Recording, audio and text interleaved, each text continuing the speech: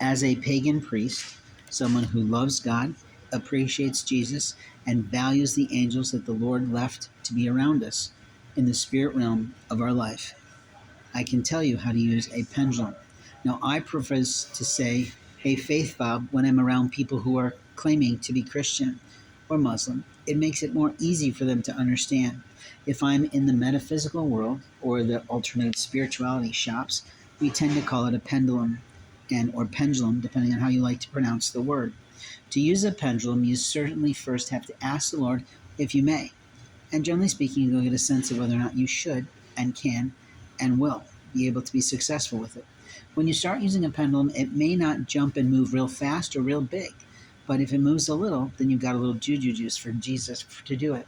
Now, I use that sort of as a comedy of errors, but the truth is it takes time to be able to be a guy like me, a pendulum professor, a man who can teach the 7 levels of pendulum, but at the same time to be able to wield a 6-foot chain in front of a large audience to show you the value of God, the energy levels that He contains. We all heard the stories of cars that were going to fly off a ravine in a snowstorm, and they were brought back to the road by something greater than you could imagine. But with the pendulum, it's the angels that are authorized by God to access that string, that weight, to move it.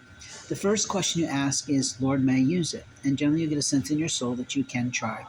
And it's okay. And for most people, can. The next thing is, what kind should I get, or what kind should I make? Now, it's easy to take off an heirloom necklace and use that. If it's a necklace that is a part of your faith, that also works. It just has to have a bit of weight to it.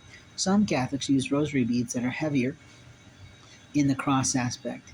And openly, other people who are Christian might just use a cross that they have on a necklace. But you choose what that is. At the same time, for those of us who like the decorative aspect of making one, you can go to a craft shop and build your own with the blessings of the Lord. Just listen carefully to your angels as they gently speak to you about what you should use that will be the best thing for you right now. And if you're a guy like me, I change mine kind of regularly because my original pendulum, which I really miss, has been stolen from me by police.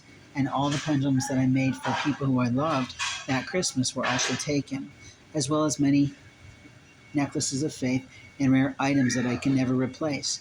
But what I can tell you is that a pendulum can answer your questions.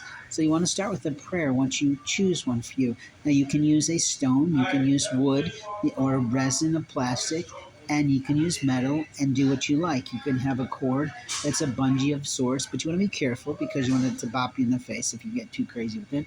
You can use a string to put it on in some ways, or you can use chain. There's all different types of ways to hold the apparatus. You definitely want a handle of some kind, or like me, I attach it to my wrist.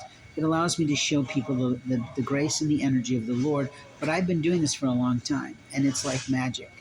The magic of Jesus is still refined.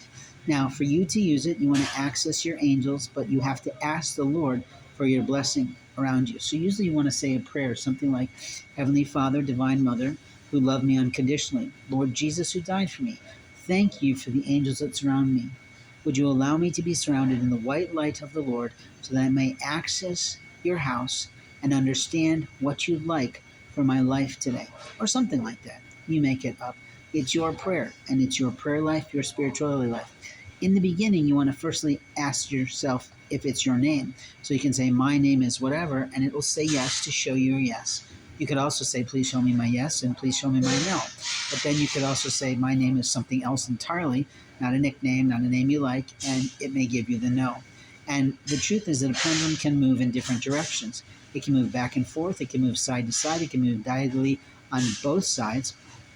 It can go around clockwise and counterclockwise. And over the course of time, you may discover that a part of your conversation with the Lord, that those movements can mean more than one thing depending on the circumstance or situation you're in. But generally speaking, where you want to begin is a consistent yes and no, and practice that for a good 3 to 6 months. And it's really great for helping you find things when you're shopping, and whether you should buy it or not, keeping within your budget and the strings of your life. But if you're looking for real answers, it's a great way to access your angels, because the Lord of all things, everything in the world that is made, no matter what it is, and all the animals of the earth and all the human beings, knows everything. And He will allow you to access His house. But it's the Lord above who authorizes your angels to act and to move the energy.